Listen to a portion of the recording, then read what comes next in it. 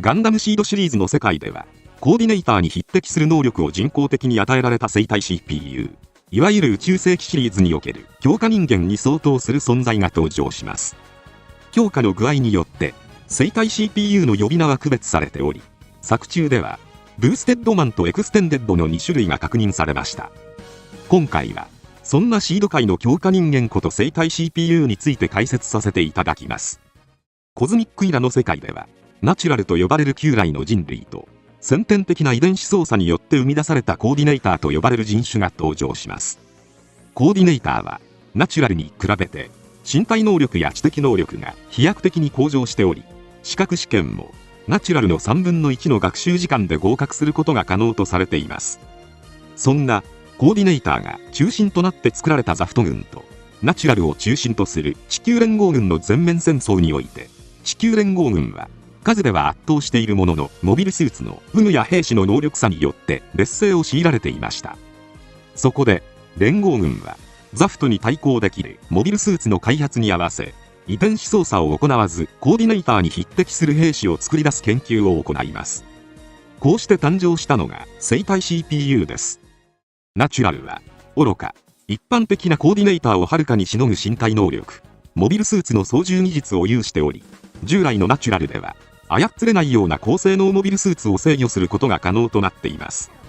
しかし、外科手術、投薬、マインドコントロールとあらゆる方法を駆使して強化されたことから、特殊な措置を行わなければ生命活動を維持できず、いずれは死に至るなどの問題を抱えています。そのため、彼らは人ではなくモビルスーツを動かすための消耗部品、つまり生体 CPU として扱われていました。そんな生体 CPU は、その強化具合によって2種類に分けられます。まずガンダムシードに登場したブーステッドマンです。後期 GATX シリーズのパイロットとして、オルガ・サブナック、シャニ・アンドラス、クロトブエルの3人が登場しました。時に、ファンからサンバカとも呼ばれる彼らは、脳にマイクロインプラントを埋め込まれ、ガンマグリフェプタンという薬物を投与することで強化されています。その戦闘力は折り紙付きで、フリーダム、ジャスティス相手に、物語終盤まで互角以上に戦い続けていました。しかし、ガンマグリフェプタンには強い依存性があるため、一度効果が切れると、強い禁断症状に襲われ、激痛に苦しむことになり、作中では、戦闘で活躍できない3人に、あえて薬を投与せず、副作用の苦しみを利用して懲罰を行うシーンも見られます。また、同じブーステッドマンの中でも、強化の度合いでステージが分けられていました。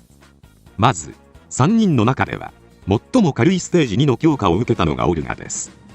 カラミティのパイロットを務める、平常時は、ジョブ・ナイル小説をたしなむ物静かな青年で、3人の中では、精神的に一番安定しているように見えますが、戦闘では、叫ぶようになり、凶暴な一面が目立ちます。最終決戦となる第2次ヤキンドゥエ攻防戦まで生き残りますが、ミーティアのビームサーベルで一刀両断にされ死亡しました。次にクロトです。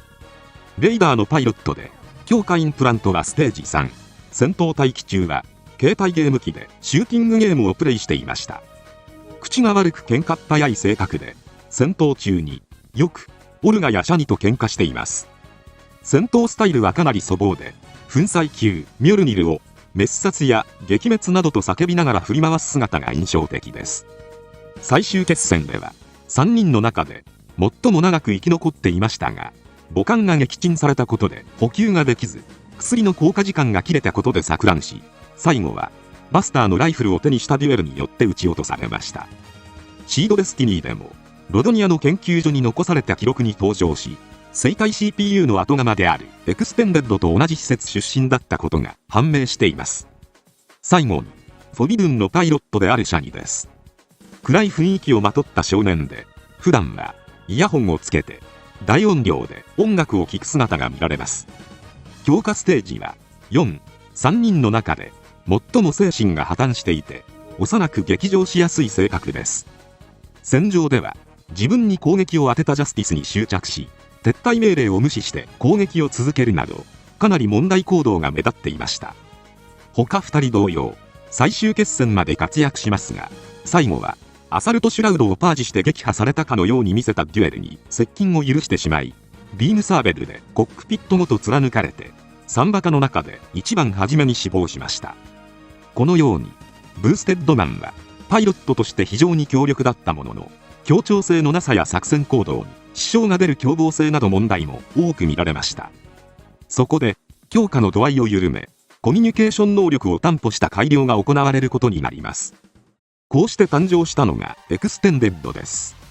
特徴として精神的な安定性を保つため、睡眠カプセル、ゆりかごによる定期的な記憶操作、最適化が行われています。これによって仲間を失ったとしても、仲間の存在ごと記憶から抹消することで、常に精神が安定した状態で戦場を向かうことができます。また、暴走した時のためにブロックワードも設定されていて、それぞれ決められた単語を聞かせることで、行動を制御することが可能です。強化の度合いを緩めたといっても、戦闘能力は極めて高く、肉弾戦では一般のザフット兵を蹂躙するほどの腕前を見せています。アニメ版シードデスティニーでは、アウルニーダ、スティング・オークレイ、ステラルーシェという3人のエクステンデッドが登場しました。1話からザフットのアーモリー1に潜入し、3機のセカンドシリーズモビルスーツを奪取する活躍を見せ、長らくシンたちの敵として立ちはだかります。前作の3バカに比べて仲間意識が強く、プライベートを共にする姿も見られました。まずアウルです。ブロックワードは母。気分屋で負けず嫌いな一面を持つ陽気な性格をした少年です。ステラにわざとブロックワードをぶつけるなど意地の悪いところも見せますが、基本的に面倒見が良く、単独で姿を消したステラを捜索する姿も見られました。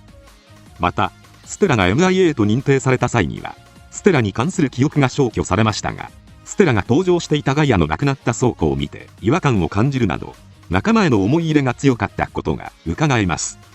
3人の中では最も退場が早く、クレタ沖の戦闘で真の狩るブラストインパルスから放たれた超高速のビームジャベリンでコックピットを串刺しにされ死亡しました。次にステラです。ブロックワードは死。3人の中では最も精神が幼いようで、末っ子ポジションの天然キャラとなっています。主人公であるシンと面識があり、シンにとって守るべき存在として大切に思われており、ステラも自身を守ると約束してくれたシンを特別に思っていました。しかし生体 CPU に課せられた過酷な運命からは逃れられず、最終的にデストロイに乗せられて破壊活動を行った末にフリーダム2号機を撃墜されたことで重傷を負い、最後はシンの腕の中で息を引き取りました。そしてスティングです。ブロックワードは夢。3人の中で最も大人びているため、精神的に幼い他2人の面倒を見るリーダー格兼兄貴分の少年となっています。作中では最も長く生き残りますが、アウルとは違い記憶の消去でステラのことを完全に忘れてしまったり、帰還したステラを死に損ないと吐き捨てるなど、最適化によって徐々にかつての性格が失われていきました。終盤のヘブンズベース戦で再度強化調整を受けたことで、かつての冷静さは完全に失われ、ブーステッドマンのように凶暴な性格へと変貌しています。デストロイに登場して破壊の限りを尽くしますが、デスティニーのアロンダイトでコックピットを貫かれて死亡しました。このように人格を改造して兵器として使用されたエクステンデッドたちは、ファントムペインと呼ばれる部隊によって運用されていました。連合における正式名称は第81独立機動軍で、ブルーコスモスの母体とされる秘密組織ロゴスが保有する非正規特殊部隊です。ロゴスは以前からもともと連合内において強い権利を持っていましたが、より意のままに操れる精鋭部隊が必要となり設立されたという経緯を持ちます。また非正規部隊だからか、連合が批准しているユニウス条約を守らず使用を禁止されているミラージュコロイドのような技術を機関に堂々と使用していました。そんなファントムペインでは兵士の人的強化が推進されていることから、生体 CPU とまではいかずとも薬物投与や洗脳を行われた兵士が登場します。まずメオロアノークです。その正体は第二次ヤキンドゥエ攻防戦で死亡したと思われたムーラフラガでした。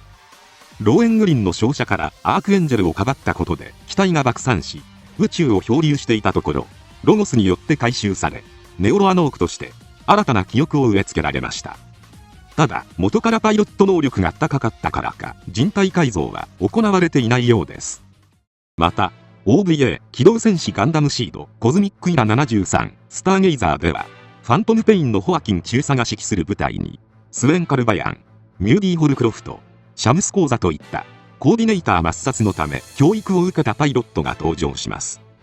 生体 CPU と比べて理知的で精神も安定しており、作戦指揮に関しても問題なく行っていました。記憶消去も行われておらず、身体に関してもナチュラルと大差はないとされています。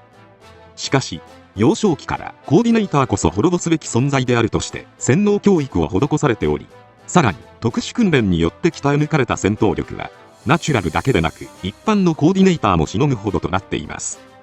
ミューディはいいコーディネーターは死んだコーディネーターだけと教育されていて、コーディネーターへの敵対意識が非常に強いキャラでしたが、バクーハウンドのめった刺しにより視聴者も度肝を抜かれる最後を迎えました。シャムスは仲間意識が強く、ミューディの死後コーディネーターをさらに激しく憎みますが、最後はエネルギー切れの警告を無視して攻撃を続け、行動不能になったところをシビリアン・アストレイの集中砲火で撃墜されました。スウェンは最も冷静な人物として登場しました。訓練時代の戦闘成績が相当良かったのか、あまり強力な投薬の投与などはされていないようで、作中では感情がないような終始冷静な姿を見せているものの、星を目指すという幼い頃からの夢は忘れていないようです。最終的にスターゲイザーとの戦闘で金星の狭間まで飛ばされ、コールドスリープでセレーネと共に帰還します。アニメ版では帰還できたのか不明でしたが、漫画版では無事生還してセレーネたちと共に夢を追いかける道を選んでいることから、コーディネーターへの差別意識が特に強いというわけではなく、ファントムペイン時代はただ感情を押し殺していたようです。次に漫画デルタ・アストレイでは、主人公アグニス・ブラーエたちを討伐するため派遣されたファントムペインのメンバーであるエミリオ・ブロデリックとダナスニックが登場します。生体 CPU のように過剰な強化は受けてはいませんが、ホアキン隊のメンバー以上に過激な思想を持っているのが特徴です。エミリオは、コーディネーターはナチュラルの平和を乱すという強い反コーディネーター感情から上官に制止されても殺戮を続ける無慈悲さを見せており、ダナは殺戮を楽しんでいるような一面を見せていました。またアストレイシリーズではペルグランデと呼ばれるモビルアーマーが登場します。このモビルアーマーにはドラグーンシステムが搭載されていて、3名のパイロットそれぞれが X 軸、Y 軸、Z 軸を担当することでドラグーンを使用しますが、そのためにこのパイロットたちが共通化処理で脳がつなげられるという恐ろしい外科手術が施されています。キラの空間認識能力がいかに高いかということを物語っているのではないでしょうか。ということで以上、シード界の強化人間たちでした。コーディネーターを忌み嫌うブルーコスモスによって生み出された存在ですが、どう見てもコーディネーター以上に非人道的方法で生み出された者たちということで、作中ではシンが生体 CPU の実態に対して怒りを見せていました。